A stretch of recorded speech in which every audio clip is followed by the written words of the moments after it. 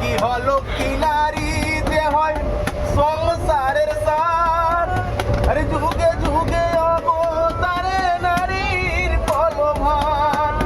ওরে সাবিত্রী কই বেহুলা সতী মোরা স্বামীর প্রাণ বাঁচায়, স্বামীর চেয়ে দামি কিছু নেই দুনিয়ায়, স্বামীর চেয়ে দামি কিছু নেই দুনিয়ায়।